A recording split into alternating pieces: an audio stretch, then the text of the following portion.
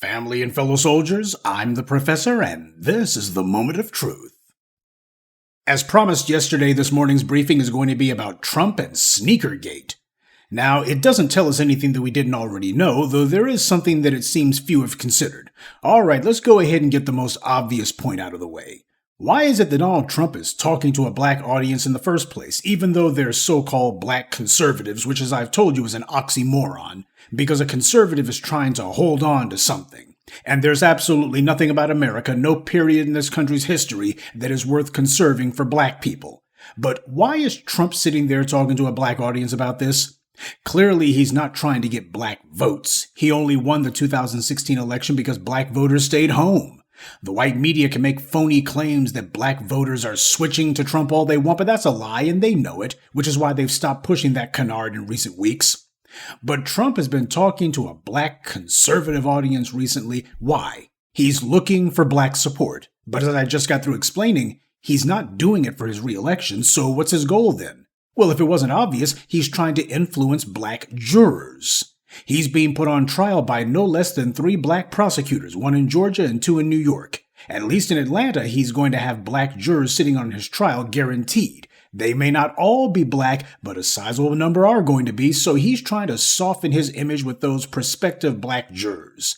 This is him doing his lung-headed idea of a charm offensive.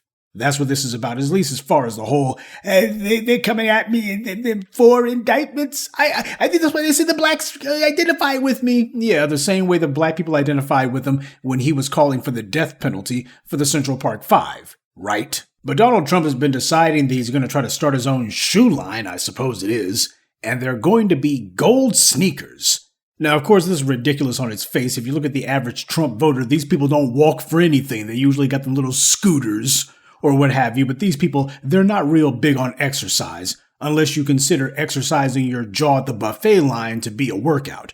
But Donald Trump's will be selling some gold sneakers, and a few of them he's even signed, and I guess this is how hard up he is for cash to fight these legal battles. But on cue, Fox News, predictably, being the broadcast clavering that they are, they simply couldn't help saying, oh, Trump is trying to get some sneakers to some people. He's trying to sell sneakers, and I'll bet you black people are going to love this kind of thing. Now, the idiot who they highlighted who said that, this guy, he's been saying all sorts of grimy stuff about black people, but then again, all of those little magpies on Fox News do the same thing, so it's not as if he's some sort of anomaly. But I want you to consider something. Yes, it is true that it's condescending and insulting to be sitting there saying that black people would vote for Trump because of sneakers and black people really like sneakers. Never mind the fact that it's white people who are making the sneakers. We'll go ahead and leave that out. But there's something here that needs to be considered. This attitude of patronizing black voters is not just limited to the Republicans. And yeah, it's stereotypical, but then again, you got people like nigga Jim Clyburn, who does his fish fry every year, and that's a black Democrat's idea of black voter outreach. Oh, he's supposed to be the most powerful black politician in America, but look what he does. He's not coming to black people with anything tangible, well, at least not tangible in the sense of something that's going to actually be able to be put in your bank account. Instead, he's doing a fish fry.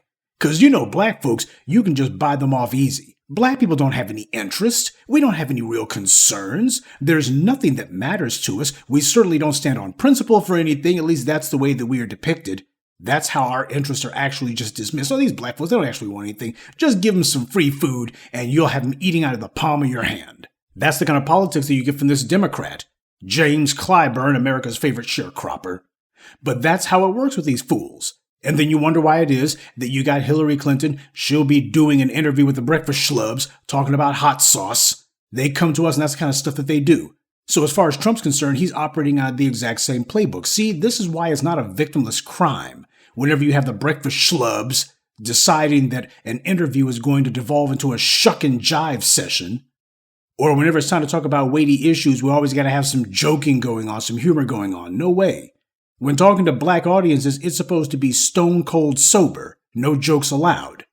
But we've allowed ourselves to become the butt of the joke, and this is what we get. So yeah, of course, Donald Trump's sitting here going to black folks and saying, I think that's why they identify with me. And of course, his little racist boosters in the white media sphere are saying, oh, look at these sneakers, and black people love sneakers. They'll vote for him for a pair of sneakers, yeah. James Clyburn has made a career out of getting black people to vote for him for a couple of pieces of shrimp and some catfish nuggets.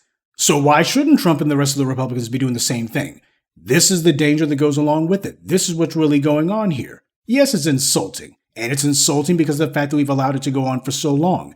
It's important that we go ahead and smack down Trump over it, but it's also important to let the Democrats know, hey, you're not getting a pass.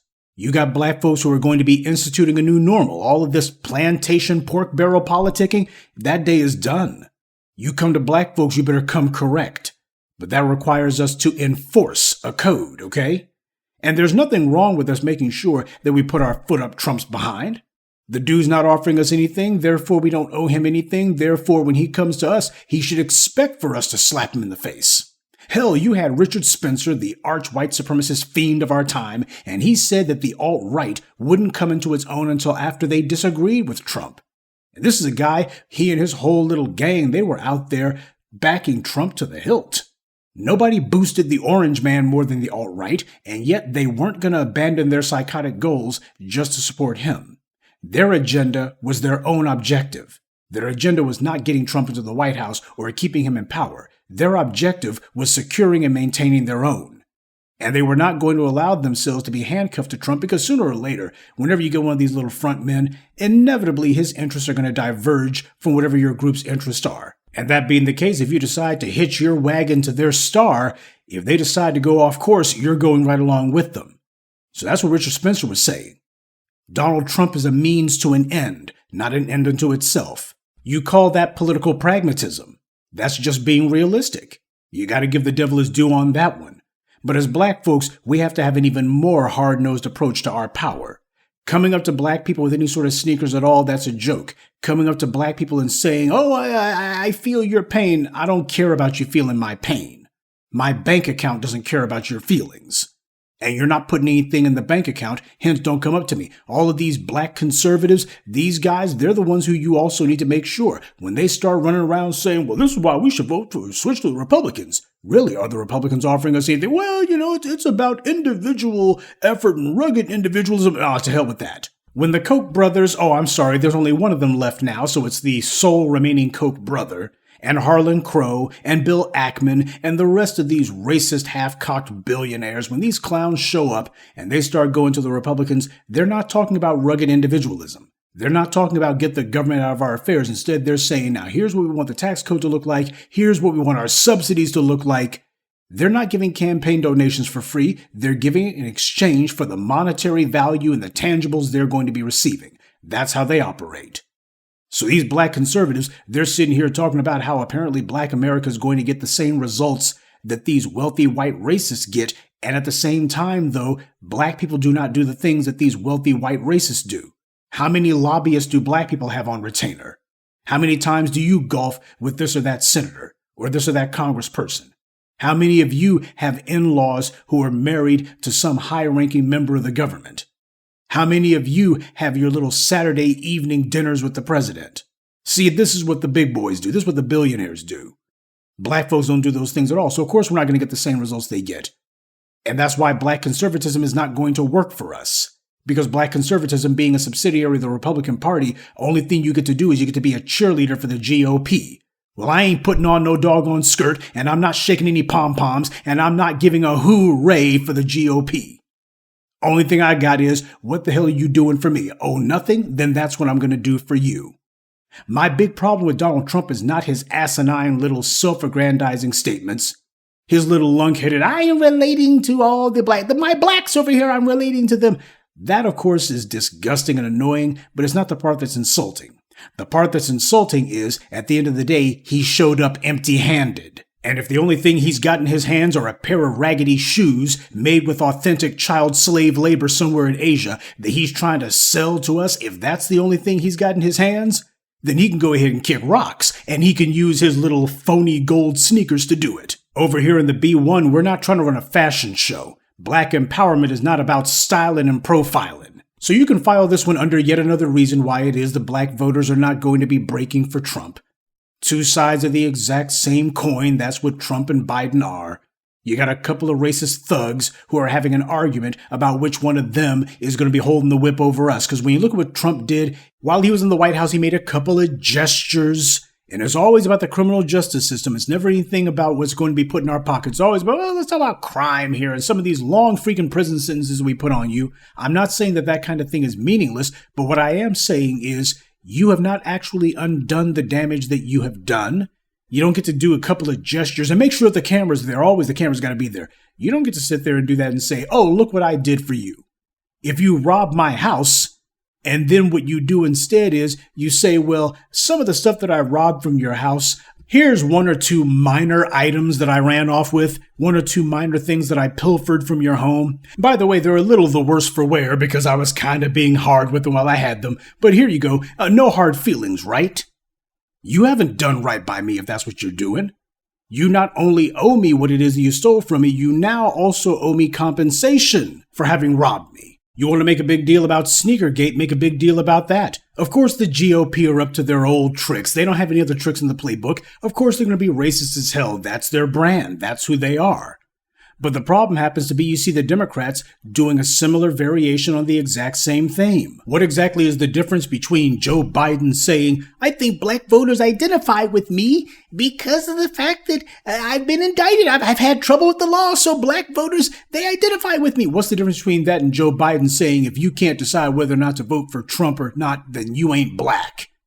Biden deciding that he's going to be sitting here talking to black voters, especially black male voters, saying, it's not a crime for you to be using condoms, you know. What's the difference? There isn't one. So Trump has no more business calling himself running up in black voters' faces than Biden does. And his supporters are every bit as racist as the DNC supporters are. The only difference is one of them actually gets called out. Both of them need to be held to account. But if I were Trump, I'd start exercising the better part of valor. Go ahead and reining that loose tongue in, you know. Yeah, the black support for Biden has dropped significantly. It's also true that the only one who can bail Biden out is Trump. In 2016, black voters stayed home because Hillary didn't make any sort of case to us as to why she should get our vote. And Trump hadn't gone full stupid just yet. But after he won the presidency, he began talking trash heavy about black voters, and he ran his mouth about us for the 4 years that he was in office, and he antagonized black voters so much that they actually turned out in 2020 to vote him out. Up until now, his trajectory had been looking more like a repeat of 2016, but the longer he keeps running that mouth of his, the more the condition is going to look like a repeat of 2020. See, that's the problem that the white right has always had. They've actually had the most success when it comes to getting black people to be apathetic about voting when they keep their mouths shut. When the white right actually shuts up, and that's usually when they feel so despondent that they're kind of depressed and don't want to say anything at all, that's actually when they've had their most success. Their pathetic little fever dreams about black voters staying home, it only seems to happen whenever they shut the hell up. The more they talk, the more they antagonize black voters, the more likely it is that black voters are going to go to the polls. But that's the problem for the white right.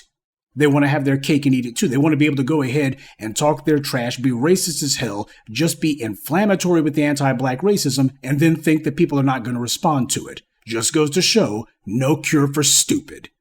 And speaking of stupid, maybe it's fortuitous that the orange man decided that his clumsy black voter outreach would be about a pair of sneakers. At least he'll be prepared when we tell him to hit the road. Good day, and be one. I'd like to take a moment to mention some of our contributors. Charlie, Eric Croxton, Bobby Ross, Kenneth Steele, and Suleiman Alaji. Salute to them and thank you to everyone for listening, liking, and sharing this message. Black empowerment only exists because of you.